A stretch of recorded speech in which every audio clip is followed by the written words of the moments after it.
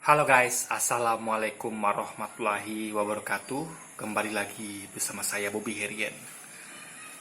Kembali menyambung perbincangan kemarin guys. Jadi gini guys, eh ada banyak hal yang mau saya bagi gitu kan, pengalaman hidup saya gitu. Jadi ini menjadi pelajaran hidup dan juga mungkin bisa menginspirasi atau menjadikan bahan pelajaran bagi kita semua gitu. Jadi kebetulan juga beberapa minggu ini kan saya sakit, jadi nggak bisa kemana guys, hanya betul-betul di atas tempat tidur saya gitu kan, di lantai paling cuman bergerak itu paling kalau buang air ke toilet itu aja. Sisanya itu saya dibantu oleh papa dan juga adik saya gitu untuk mengambilkan makanan dan segala macamnya gitu kan. Jadi kalau mereka nggak ada, apa saya harus ambil sendiri. Meskipun ya memang saya lagi butuh bantuan gitu. Nah, di saat seperti ini itu jadi gini, saya mendapat seperti ini adalah hikmah gitu. Di sini semua adalah hikmah. Emang dakwah berhenti ya, karena bukan apa-apa juga, karena selama ini memang saya berkutat dengan apa ya, saya kan sekarang lagi menghadapi sedikit kesulitan ya dalam hal finansial, karena dalam keadaan nggak bekerja sejak bulan Maret gitu kan. Jadi otomatis tabungan terkuras dan juga belum bisa mengirimkan nafkah buat istri tentunya gitu. Memang kondisi begini memang mungkin Allah memberikan jalan pada saya untuk berpikir, untuk mengurus sesuatu yang harus saya pikirkan untuk kedepannya bagaimana diri saya sendiri gitu. Jadi ibaratnya bukan juga melupakan urusan dakwah dan segala macamnya, tapi juga untuk lebih fokus pada diri sendiri dulu gitu kan. Untuk lebih fokus pada diri sendiri dulu, karena itu yang dahulu kan. Jadi dalam beberapa minggu ini saya banyak berpikir guys. Ini sepatutnya saya untuk berpikir, karena saya nggak bisa melakukan aktivitas apapun kecuali berpikir gitu, mengerjakan sesuatu dan berpikir. Gak bisa, biasa kan saya berkebun dan segala macamnya. Nah sekarang saya fokus memberikan sesuatu yang sebenarnya yang tidak pernah saya pikirkan secara fokus, yaitu mengenai saham. Nah, ini ada banyak inspirasi yang saya dapatkan ya dengan pemikiran ulang saya gitu kan. Bagaimana saya menyusun portofolio investasi dan segala macamnya. Saya merenung lagi apa sih saya selama investasi selama ini gitu kan. Saya kemarin udah buat videonya. Nah, sekarang saya dapat ide baru lagi guys. Nah, begini. Ini hasil perenungan ya. Jadi gini, saya sekarang berpikir ya, ini yang terbaik sebenarnya. Jadi gini, saya tertarik dengan yang namanya dividend yield. Nah, kalau udah tahu apa itu dividend yield, yaitu perbandingan antara harga saham yang sekarang dengan dividen yang dibagikan ke dividen yield. Jadi itu akan selalu berubah gitu kan. Setiap saat itu akan berubah tergantung harga sahamnya ya, dan tergantung berapa dividen yang dibagikan. Nah, kalau dividen yang dibagikan itu kan tetap per tahun. Dalam artian tetap schedule-nya tuh nggak jauh-jauh dari situ guys. Misalnya ada yang bagikan 2 kali setahun, ada yang bagikan sekali setahun, tapi waktunya tuh di saat itu gitu. Bulannya itu aja. Jadi ada timingnya. Nah, kalau saham, kalau harga itu kan berfluktuasi tiap hari. Nah, jadi dividen ini adalah rumus untuk menilai dividen dibandingkan dengan harga saham.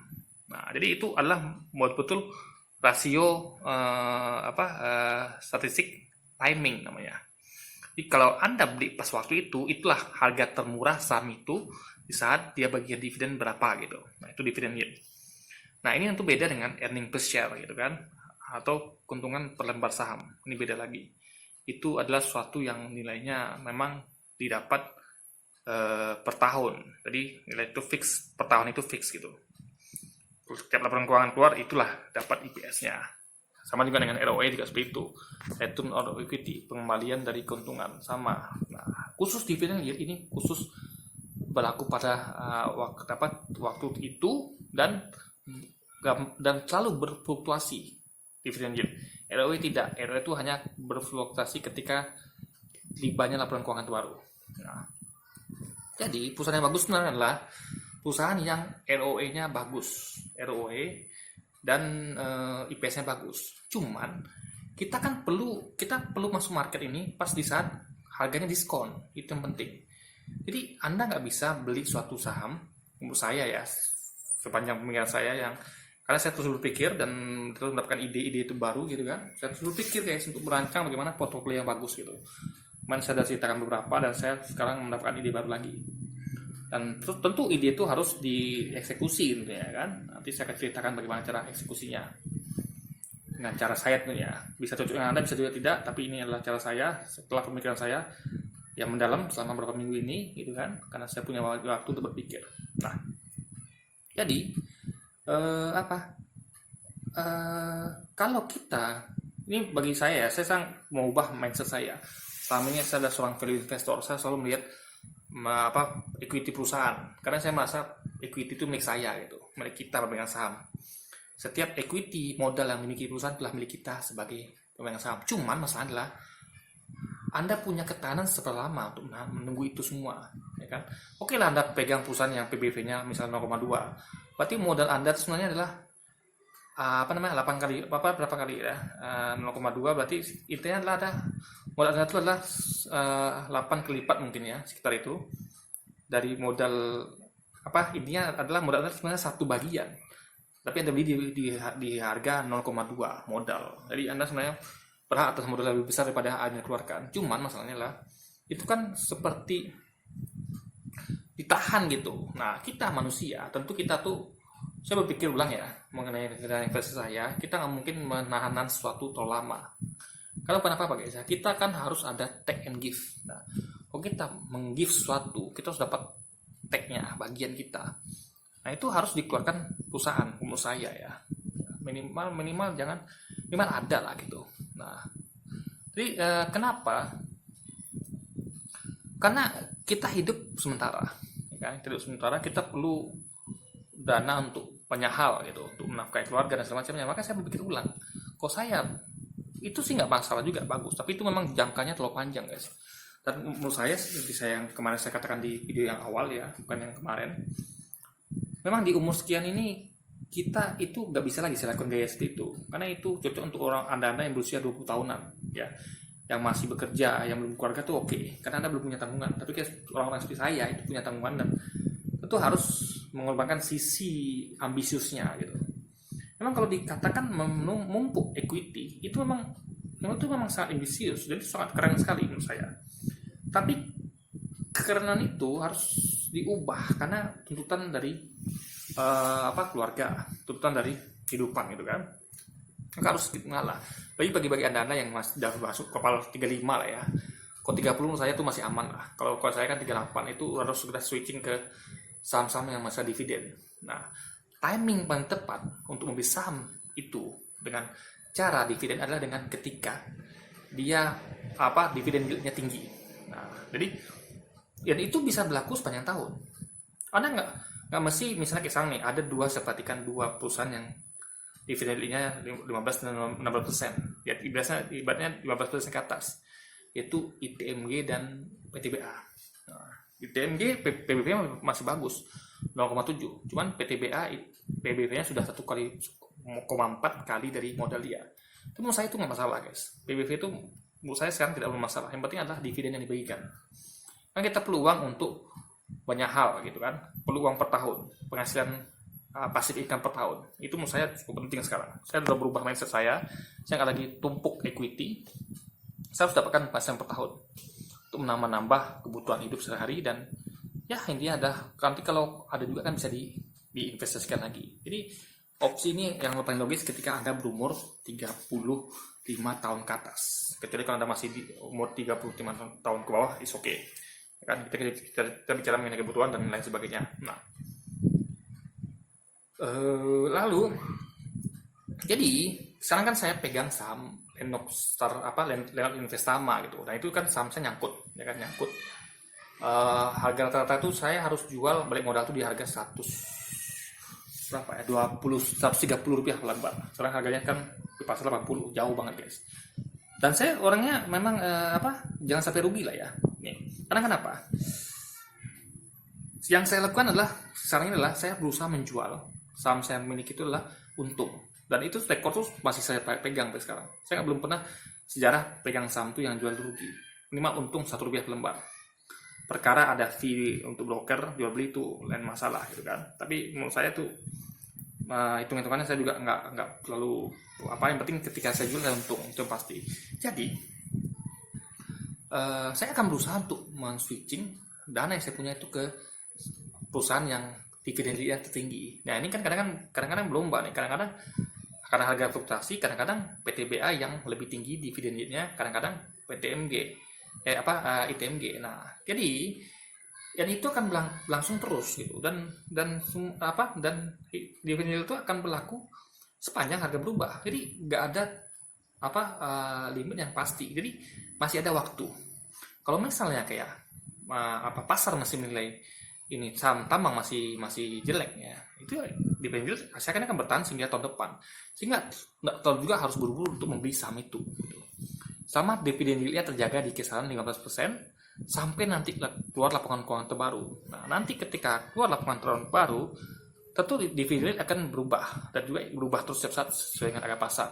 Intinya adalah selama kita menemukan perusahaan dengan dividen yield tinggi di atas 10%, ya kan, kita bisa ambil itu. Nah, kalau sama nanya seperti saya, ya sabar, jangan ada saya sempat berpikir gimana kalau saya cut loss, itu tidak akan terjadi.